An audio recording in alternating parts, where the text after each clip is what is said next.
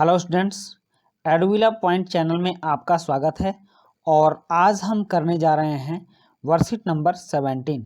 ये worksheet class 6 की worksheet है, जिसमें हम लोग हिंदी विषय अक्षरों का महत्व चैप्टर को जानेंगे। और यह भाग 3 है इसका। इससे पहले भी 2 भाग हो चुके हैं। तो चलिए शुरुआत करते हैं। शुरुआत करने से पहले मैं आपको बता दूं कि अगर आपने इस चैनल को सब्सक्राइब नहीं किया है तो सबसे पहले चैनल को सब्सक्राइब कर लें, और वीडियो अगर अच्छी लगे तो अपने दोस्तों के बीच भी शेयर करें। पिछले कार्यपत्रक में हमने पढ़ा कि लेखक गुणाकर मूले, जिसने कि इस पाठ को लिखा है अक्षरों का महत्व, ने अक्षरों के इतिहास के बारे में बताया है कि पहले आदमी ने गांवों को बसाना शुरू किया। मतलब पहले आदमी खाना बदोश रहता था, 2 महीना यहाँ रहता था तो 2 महीना वहाँ रहता था, फिर 2 महीना दिल्ली रहता था तो 2 महीना पंजाब रहता था। इस ढंग से रहता था। लेकिन धीरे धीरे उनके बीच जब भोजन का खोज हुआ, आग की खोज हुई, लोग अस्थाई एक जगह पर रहने लगे, पशुओं का पालन करने लगे, तो उन लोगों ने गांवों को बसाना शुरू किया। वह खेती करने लगा, वह पत्थरों के औजारों का इस्तेमाल करता था। प्रागैतिहासिक मानव ने सबसे पहले चित्रों के जरिए अपने भाव व्यक्त किए, जैसे पशु पक्षियों, आदमियों आदि के चित्र। इन चित्र संकेतों के बाद में भाव संकेत आए। मतलब कि अब वो अपने भावों को बताना, व्यक्त करना शुरू किया। मतलब सबसे पहले उन लोगों ने पशु पक्षियों के चित्र बनाए, आदमियों के चित्र बनाए, फिर उन चित्रों में भाव डालना शुरू किया। मतलब एक फीलिंग लाई। वो चित्रों के भाव से मनुष्य के क्रियाकलाप को प्रदर्शित करने लगे। यहाँ कुछ चित्र दिए गए हैं, और ये चित्र मध्य अमेरिका के ओजीववा आदिवासियों के चित्र हैं, जो दाईं ओर से बाईं ओर क्रमशः, मतलब इधर से ऐसे ये चित्र लगाए गए हैं। ये तूफान का देवता है जो सारे आकाश को घेरता है। उसके बाद यह नगाड़ा है, फिर पंखों में सुशोभित नगाड़ा ये है। उसके बाद द्रोण काक, यहाँ ये द्रोण काक है। फिर कौवा है, यहाँ देखिए ये कौवे का चित्र है। और फिर दवाखाने में आदमी, और एक आदमी है जो दवाखाने में। तो इस तरह से उन लोगों ने चित्रों के माध्यम से भावों को व्यक्त करना शुरू किया।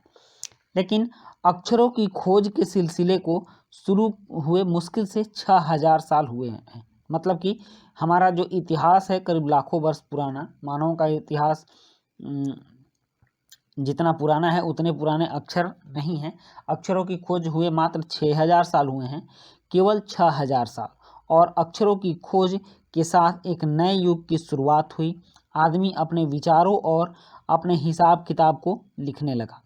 तब से मानव को सभ्य कहा जाने लगा। आदमी ने जब से लिखना शुरू किया तब से इतिहास आरंभ हुआ। किसी भी कौम या देश का इतिहास तब से शुरू होता है जब से आदमी के लिखे हुए लेख मिलने लग जाते हैं। इस प्रकार इतिहास को शुरू हुए मुश्किल से 6000 साल हुए हैं। उसके पहले के काल को प्रागैतिहासिक काल यानी इतिहास के पहले का काल कहा जाता है। मतलब जब से इतिहास लिखने का काम हुआ है उससे पहले के काल को प्राग ऐतिहासिक काल। प्राग ऐतिहासिक का मतलब होता है प्राक इतिहास, प्राक जोड़ इतिहास, मतलब इतिहास से पहले का। जब से इतिहास लिखा गया है तब से पहले के समय को प्रागैतिहासिक काल कहते हैं। आपने अभी भी देखा ना कि मुश्किल से 20 साल पहले मोबाइल हमारे बीच आया। 20 बरस पहले 2000 के लगभग में हमारे बीच मोबाइल का नाम हम लोगों ने सुना था। 2000, आज 2020 है। 2020 में दुनिया ने कितनी तरक्की कर ली है, आप इस बात को ध्यान दीजिए। तो उसी तरह से 6000 साल पहले दुनिया बहुत ही निम्न स्तरीय जीवन जीती थी। लेकिन जब से अक्षर का विकास हुआ, जब से अक्षर की खोज हुई, तब से लेकर आज तक 6000 में कई गुना तरक्की दुनिया ने कर ली, दुनिया के मानवों ने कर लिया। और अब तो हम कंप्यूटर युग में जी रहे हैं। आगे ये तरक्की का जो रेशियो है, आंकड़ा है, यह बढ़ता जाएगा और भी बहुत तीव्र गति से मानव जाति अब तरक्की करने वाली है और सभ्य बनने वाली है। तो आपके इस गद्यांश के आधार पर कुछ प्रश्न दिए गए हैं। जैसे कि यहाँ टोटल 5 प्रश्न दिए गए हैं, और 5 प्रश्न में से दूसरा प्रश्न ऐसा है जिसे कि हमें यही करना है। दूसरा प्रश्न है कि अनादि काल में रेखांकित शब्द का अर्थ है जिसकी कोई शुरुआत आदि न हो, मतलब अनादि, अन जोड़ आदि, आदि का मतलब शुरुआत होता है और अन मतलब नहीं हुआ, तो यह एक उपसर्ग है। तो यह मूल शब्द आदि से के शुरू में कुछ जोड़ने से बना है और इसे उपसर्ग कहते हैं। अन उपसर्ग है और आदि मूल शब्द है जिसके जोड़ने से अनादि शब्द बना है और इसका अर्थ हुआ है जब से इसकी शुरुआत ना हुई हो। नीचे दिए गए शब्द भी मूल शब्द के शुरू में कुछ जोड़ने से बने हैं। इन उपसर्गों और मूल शब्दों को अलग करके लिखिए। यहाँ देखिए, जैसे असफल, अनुचित, अपरिचित, अदृश्य, अनावश्यक, अनिच्छा। अब इनको अलग करने हैं। तो असफल है तो यह अ के साथ सफल को जोड़ने से बना है, असफल। ओके, उसके बाद अनुचित है तो यह अन के साथ, इसमें अन उपसर्ग लगा है, अन के साथ उचित मूल शब्द को जोड़ने से बना है। उसी प्रकार यह अपरिचित है तो यह अ के साथ परिचित शब्द को जोड़ने से बना है, अपरिचित। ओके, नेक्स्ट है अदृश्य। तो अदृश्य में भी आप जानते हैं कि यह अ के साथ दृश्य शब्द को जोड़ने से बना है, तो इसका अर्थ हो गया अदृश्य, जो नहीं दिखता हो। अनावश्यक, तो यह अन के साथ आवश्यक शब्द को जोड़ने से बना है,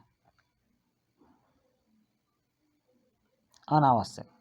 उसके बाद है अनिच्छा, यह भी अन उपसर्ग के साथ इच्छा को जोड़ने से बना है, अनिच्छा। समझ गए? तो इस तरह से ये सारे उपसर्ग हैं जो शब्द के शुरू में लगकर शब्द के अर्थ में परिवर्तन करते हैं और यह मूल शब्द के आगे लगते हैं। नेक्स्ट, इसके बाद पहला प्रश्न है प्रागैतिहासिक काल किसे कहते हैं। तीसरा है क्या होता अगर भाषा न होती, अपने मित्र या भाई बहन से बातचीत करके लिखिए। और नेक्स्ट है पाठ में ऐसा क्यों कहा गया है कि अक्षरों के साथ एक नए युग की शुरुआत हुई है।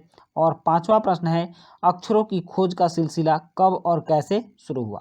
तो आज की जो चैप्टर है यह काफ़ी इंटरेस्टिंग है और इस चैप्टर से हमें हिंदी नहीं बल्कि इतिहास को भी जानने का मौका मिलता है, इसलिए ऐसे मौक़ों को हमें नहीं गंवाना चाहिए। चलिए इन प्रश्नों के उत्तर लिखते हैं। प्रश्न 1 है प्रागैतिहासिक काल किसे कहते हैं। तो इसका उत्तर है इतिहास लिखने से पहले के काल को प्रागैतिहासिक काल कहते हैं। आपने देखा है कि पीछे के 6000 साल पहले अक्षरों की शुरुआत हुई है, अक्षरों की खोज हुई है। तो इससे पीछे के जो इतिहास हैं जो कि हजारों साल पहले का है, लाखों साल पहले का है और उसके बारे में इतिहास कोई व्यक्ति नहीं जानता है। तो मतलब प्राक इतिहास, प्राक मैंने बताया है, प्राक मतलब होता है पहले और इतिहास मतलब इतिहास से पहले।